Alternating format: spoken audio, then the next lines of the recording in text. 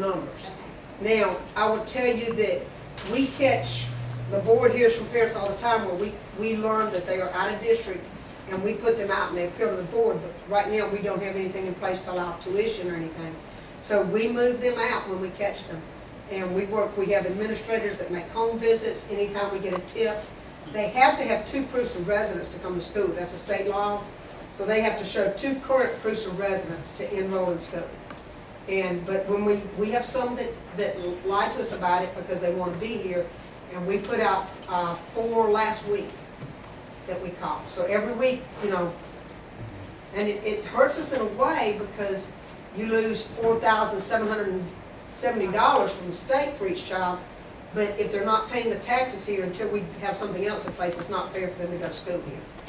So, but if they are counted, then they go to. What else, also, what about illegal immigrants? Do you see any of that issue that? Yes, ma'am, I do, but I learned, the second year I was superintendent, I got in a lot of trouble, and I was threatened legal action and had my certificate pulled because we had some students enrolled, and they told the counselor willingly they were here legally.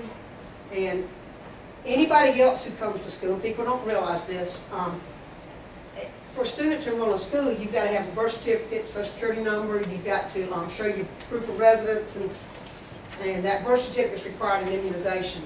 If you are an immigrant, all you have to have is the proof of having your shot, your immunization. We are not allowed to turn in somebody who's in. But can you count them in the numbers? Yes, ma'am. If they're here, they go toward that. You get in trouble if you turn them in. Yeah, I didn't know if you could count them to get the 4,000. Yes, ma'am. Anybody who's in school can count. Okay. Anybody that's there in the computer. But you cannot turn in an illegal immigrant. You get in trouble with Yeah, I Washington. wasn't asking to turn anybody So in by any means. I just thought didn't know if I you thought I were was counting. supposed to, and I found out quickly when I got a call from Washington that is not allowed.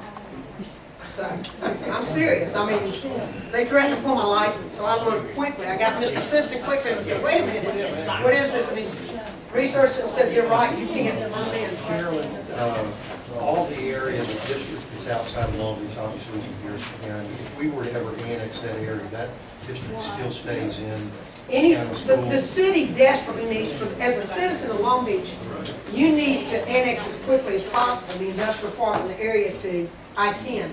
The industrial park is already in the Long Beach It's in School your District. Right. But everything, we go to Hayes Road, except for a 1-mile section that we had nothing to do with. It was done years and years ago, from Beat Line to up at Boss Road. That's a 1-mile square there that's not in the Long Beach School District. And then it picks up. And just a little bit of history, years ago, when Esco Smith was superintendent in Harrison County, the lines were divided, and that was before 1950. That section was carved out because Mr. Smith had some strong supporters who lived in there. So when they did the lines, that stayed with Harrison County. He was an elected official. Long Beach tried years ago to get that section because it didn't make sense that we went north to Hayes Rose, but we couldn't have that 1-mile square. It's just carved out. And the courts, Harrison County has to agree to give it to us, and they would not. So if Long Beach annexed to Landon Road, which they need to do, anything you annex, if I don't already have that in the school district, the district receives no money from that. It has to stay with Harrison County. So for the district, we need the beach, Railroad, Jeff Davis, Commission, Klondike, Beat Line, Pineville, 28th Street. Those need to grow, or the district's in trouble. Like I said, you've got tremendous staff and board that we look at everything to try to see how to keep things going in the limited funds we have and not decrease what we offer our students, because we offer a total education that a lot of districts don't. With our fine arts, with our mock trial teams and our forensics and our extracurricular activities that they do, marine science quiz ball, all of that, we offer all of that, and most districts don't. And those are offered, just a lot of it with your staff doing extra hours because they think that's important to the children. So we're struggling to keep all of that. We're just funding their trips and those kind of things. So anyway, I wanted to get it to you in case you had some people mention it to you. Like I said, the PTOs had asked me to start, and they needed to know, why did we make these cuts? That affects their child's education. They're absolutely right, it does, but we just didn't have any choice. So, but I will get copies of this if it's okay. We're going to put it on the school district website, but I'll get it to to Mayor Skelly to get out to you Thank in you. your next packet. So, thank you, thanks for the time. Tell you, Carolyn, it might be good, you talking about for everybody, for all of them to have, Yes, sir, just make it for all of them. that's what, okay. You don't have to think about pulling it up, we just hand them a paper copy. They That's refer fine. to it. All right, thank you, Ms. Hamilton. Yes, sir, thank you for the time. We certainly, I think we have a property board that are looking forward to development and trying to make things happen, so we'll see if it happens. You know, in that mode. Thank you. All right.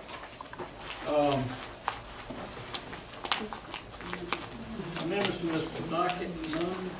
Public comments, none. Pertains to agenda items, none. Approved minutes, Mayor Moore Baldwin, October 20th, 2009, regular. I just had one question. I move we approve the motion. Second. So you making a motion to approve and you With discussion. second, so discussion. Go ahead. I'd like to direct a question to Mr. Simpson. I was late because my keys were locked in my office and I couldn't get to them. Where the heck now? Was that the question? That was the question. I couldn't get my keys out, so I had a little bit. 416? I'm sorry? 416?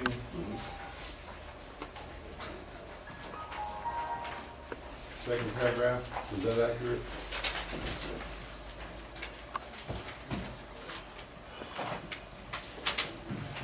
It was noted for the record that proper protocol? Okay, I'm not dodging your question here, but let me make sure I understand what you're asking. Are you asking me if, Hello? I'm sorry, Jim. That's all right. I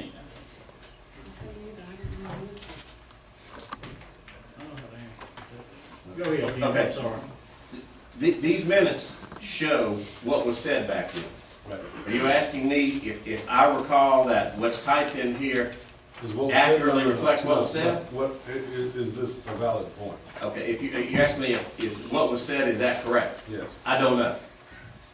You don't see hear a lawyer say that much, but I don't know what the city's protocol is for resigning from a board. I've been here relatively short time and it's only come up once.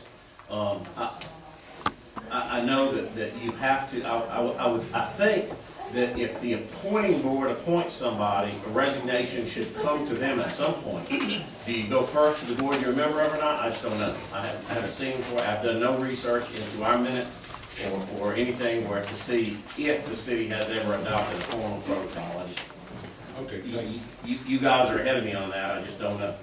All right, thank you. Do we have protocol?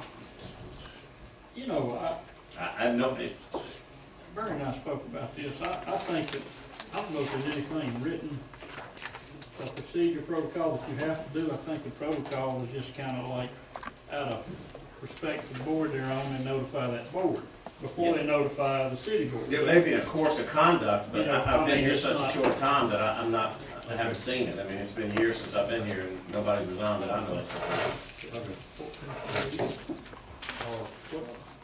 I mean, I think that it's the thing that they do in most all cases. It's been my experience that they usually will contact the person who appointed them. Yeah, let Like, them know. for instance, Bernie was the one that appointed them, they let him know that I'm not interested in it, and they actually submit their resignation to the board that they sit on, and it kind of goes through their minutes. But that as a, I don't think there's It's anything not a law, I carved mean, in it's stone. not a law like you, okay, chisel left. Right. All right. He can work both ways. And I think it can work both ways, it's exactly right. It can be, I think it just depends on, a lot of people that are sitting on the board maybe have a real close rapport with the person that appointed them, and they say, hey, buddy, I'm not gonna do it anymore, or you need to find somebody else, and that's fine too. That's all I have.